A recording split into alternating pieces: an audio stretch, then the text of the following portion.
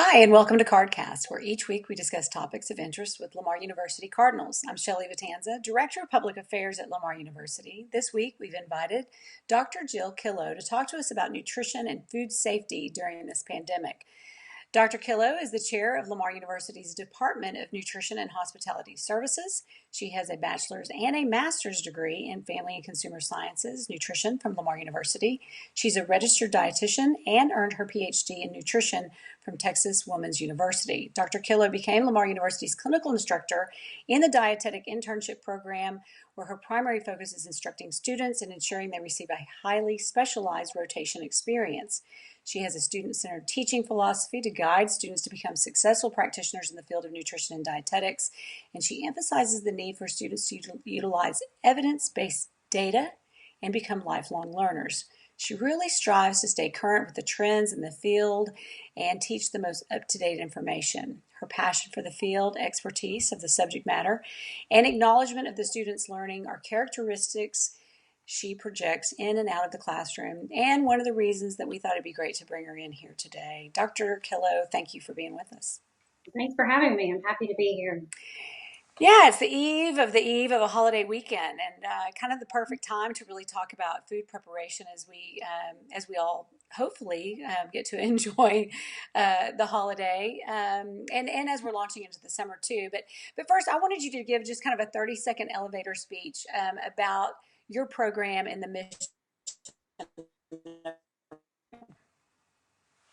Yeah, so I teach in the MS in nutrition, in the field of nutrition, we're in the business to help individuals achieve their individual health and wellness goals.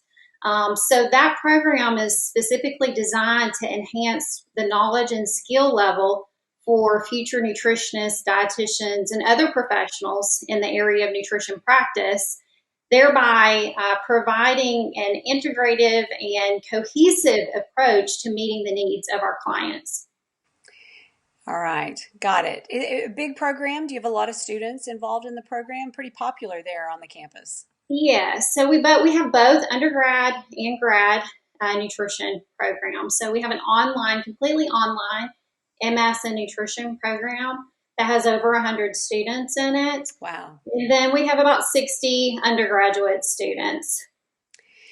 And I'm sure one of the things you talk to them about is food safety. And so that's really kind of the topic I wanted to address today, because we're all doing everything we can to try to stay healthy during this pandemic. The last thing we want to do, and we're cooking. I'm cooking in my kitchen a lot more than I ever have. So the last thing we want to have happen is cause our family to have food poisoning. So tell us, what are some of the most common mistakes that cooks make that put their eaters at risk? Well, there's a couple of things. First, hand washing. Right now, hand washing is very important with COVID-19. And then hand washing and cooking preparations is also important. Hand washing and cooking helps prevent cross-contamination of foods. That's very important to prevent food poisoning. So what about washing your fruits and vegetables? I mean, people right now are they're hyper focused on what they bring into their home. And so a lot of people I hear are disinfecting things before they come into their home. But once you get it in there, what about washing your fruits and vegetables? I mean, is that critical? Yes, it is. You should wash all produce with edible peels. And that's all produce with edible peels, whether it's organic or conventionally grown. And basically, you want to run cool tap water immediately before eating or using that item in a recipe. Cold tap. And then you have fruits and vegetables that do not have an edible peel, like bananas and grapefruit and avocados. And so you still need to wash even those. I've had people ask, do I really need to wash a banana peel? But you should, because there can be things on that peel that can be transferred to the fruit. And cold water versus hot or warm water, why is that? Cool, just keeping it, you want to keep your fruits and vegetables at room temperature, or we store them in the refrigerator. So you wouldn't want to use hot water on that type of food item. Okay.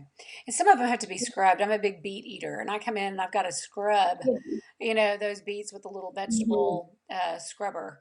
Yeah. So that's critical too. Yeah. Yeah. And what about refrigerating items? I remember as a kid going to an aunt's house and she pulled the mayonnaise, out of the cabinet and put it in the potato salad. It had already been opened, and my mom Yeah. leaned over and said, "Don't eat the potato salad." But Yeah. Yeah. there are other things like that, right? Yeah, yeah, there is. There's lots of resources available. So I'm going to plug my national organization, the Academy of Nutrition and Dietetics. You can go to their website, eatright.org, and they actually have a coronavirus resource page. And it has tons of things related to food safety and tips and guidelines right now.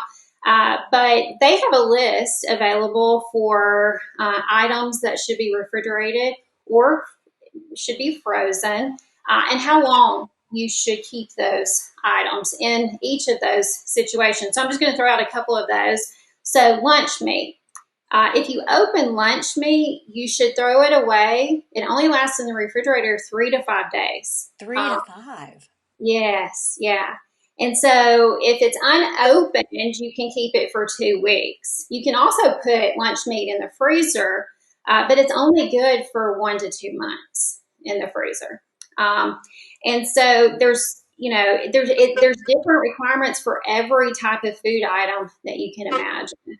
I encourage people to read the food label for any type of processed food like mayonnaise. Your processed foods are going to tell you if it should be refrigerated after opening, and so you should follow those guidelines that are on those labels. What about meat once it's cooked? You brought up the lunch meat thing. And what about meat like a roasted chicken and you eat a little bit on it? How long can you keep that in your refrigerator, or a roast, or other things that would make great leftovers? Yeah, yeah, How long can you keep those things in the refrigerator? that's a very good question. So your cooked meats can stay in the refrigerator 3 to 4 days, and then 2 to 6 months in the freezer. Okay, got it. What about, here's one of the things I worry about in my home. I'm constantly chopping, vegetables, but also meats and going back and forth. Let's talk about cutting board cleanliness, and as well as, I guess, utensils. Yes, yes, absolutely. The best approach is to have two separate cutting boards. And you're going to use one for meats, for your raw meats, and one for your vegetables. But if you don't have two cutting boards, then the main thing is to be sure that those are the cutting board is washed in between the meats and the fruits and vegetables. And then same thing for utensils. That those need to be washed as well. Um, Cross-contamination, like I said, that is a big worry with food poisoning, is we want to be sure that we're not cross-contaminating our foods. When you have raw meat, that is a very good source of bacteria. And it is often associated with foodborne illness, salmonella with chicken, E. coli with beef. So there's lots of different bacteria present in our food. Very good. And what about, do these things get heightened? I mean, is food safety harder when it gets hotter outside? I mean, we're doing a lot of grilling, and there's other food safety issues associated with being outside, correct? Yes, well, and it comes down to proper storage, and then the same with grilling. I'll use grilling as an example because we're on the eve of a That's right. holiday weekend, and there's probably going to be some grilling in Southeast Texas happening. So that cross contamination is a concern, where they may be preparing their raw chicken and beef products on one type of surface and using a utensil to put that meat on the grill. Then they should either change out to new utensils, new serving platter, or wash those with soapy hot water before they put that cooked meat on those. It's all about keeping separate. Like we don't have enough Yes, separate right now, but you got to keep right. your food, your utensils, and everything Yeah, yeah. separate. Yeah, Yeah. well, there's estimates that 1 in 6 people develop food poisoning. So it can be mild, and it can also be severe. So if you keep that in mind, that 1 in 6, I mean that's a little over one household in the United States. Yeah. It's definitely something to be concerned about. Have you had food poisoning? If I have, I didn't go to the doctor, but Uh, suspected occasionally. Yeah. yeah. Yeah. I was hospitalized for food poisoning one Oh time. wow. Yeah. So it's a very serious thing. People Yeah. really need to, yeah, pay attention. So let's talk about another thing. Budgets are tight right now, Yes. and we hear predictions of food prices going up. What are some ways we can stay healthy but still be budget conscious? Yeah. Well, there's lots of different approaches. First, I tell people to make a list before they go to the grocery store and shop off of that list. That'll help you prevent from overbuying. Um, and we certainly don't want to contribute to food waste right now. We want to use everything that we're purchasing. And so often our fresh fruits and vegetables often will go bad before we use them all, especially if we buy too much. Mm-hmm. And so I do recommend there is a healthy approach to buying canned fruits and vegetables. We get that question a lot. Can I buy healthy versions of canned? And you absolutely can. You want to look for fruits that are packed in 100% juice, Okay. unsweetened, no sugar added. Those are the things you're looking for on the packages for those. And then for canned vegetables, you're looking for your no salt added and reduced sodium options. And then even if you are watching your sodium intake, you can even rinse your vegetables for you can drain them and rinse them to get any sodium off as well. Okay, so take them out of the can and rinse them. Yeah, yeah, Oh, I would have never thought about that. yeah. What Yeah. about frozen fruits? Is canned better, or can we do frozen as well? You can do frozen as well. Actually, frozen is a great option with the freezing process. Oftentimes, your frozen fruits and vegetables have more vitamins and minerals retained in them.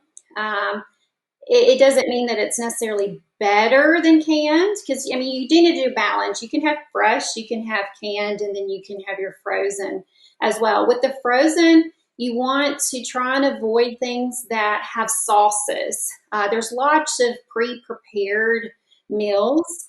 Anytime that you see things that are processed more, that have vegetables, noodles, and sauces together, those are typically going to be higher in fat and higher in sodium. So you can prepare your own version much more economically as well as healthfully by using frozen vegetables, boiling your noodles separate and then seasoning with different herbs and spices. What do you look at on a label? What are the main triggers for you to when you go, oh, that says healthy? Because a lot of things say healthy, right? But they're Yeah. not. So how do you read a food label and go, yeah, I'm not. This is out of there. Yeah. Yeah. I look for added sugar. Yeah.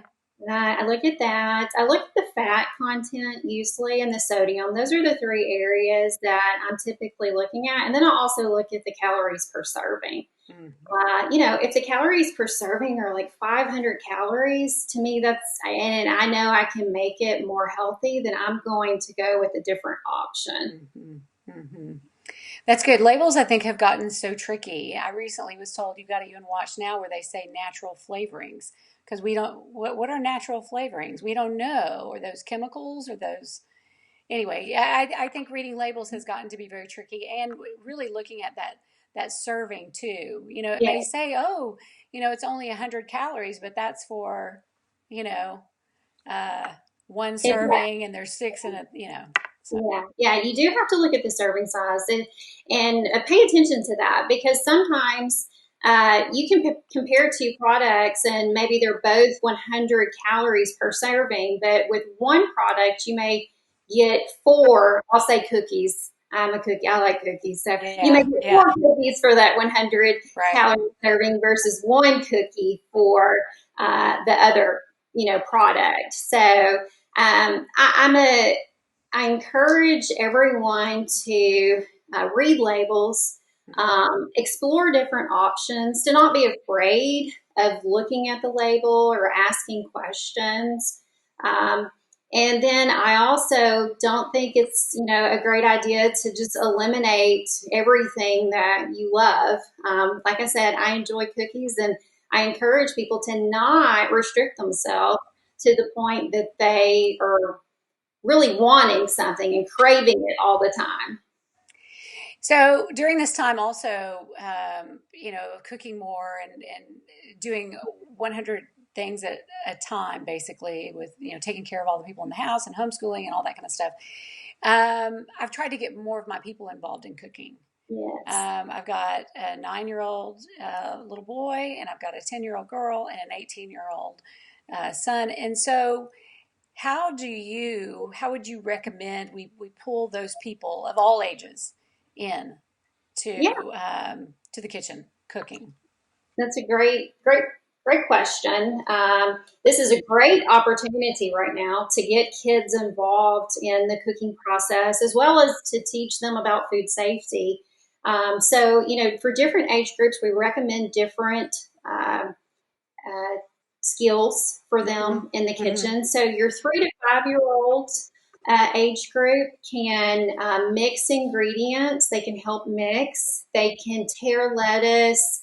They can even, press the cookie cutter down in the dough. So that's your 3 to 5, and then your 6 to 7 year olds. You may even can get them involved in peeling your raw produce, cracking eggs, measuring ingredients.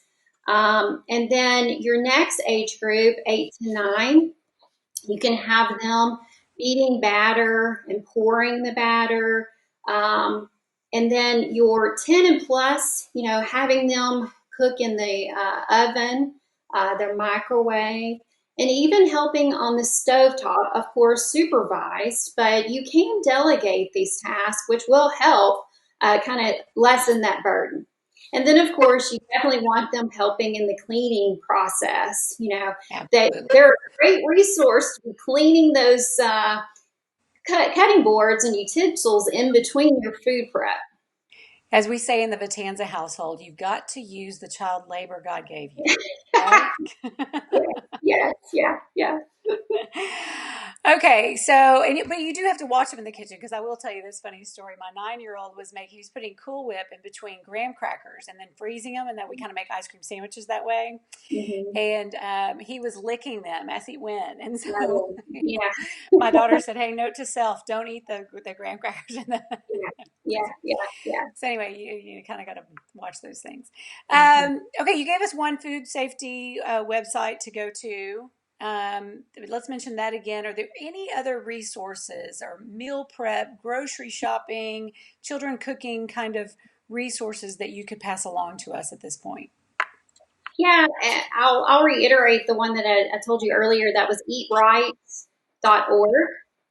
And they have a coronavirus resource page. But within that coronavirus resource page, there are links to kids cooking.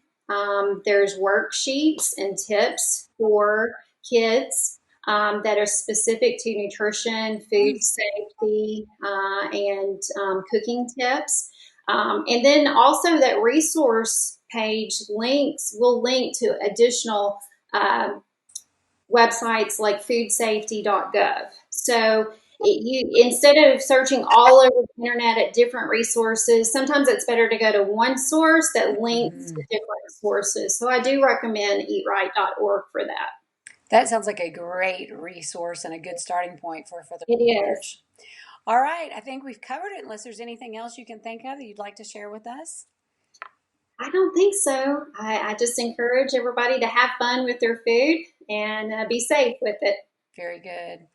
And we thank you for tuning in with us and being with us during this card cast. I'm Shelley Vitanza, the Director of Public Affairs at Lamar University, the pride of Southeast Texas.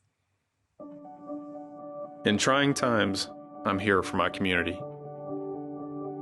I will reach my students over any distance. I'm committed to delivering truth. Keeping families fed is my purpose. Taking care of people is my passion. At Lamar University, I was given the skills I need to provide essential services. No matter where I am. I'm still here, helping those in need. And even though we can't always be face to face, It's because of what I learned at Lamar University that I can be here for you. Our moment is here. Our moment is now. Make the most of it at Lamar University.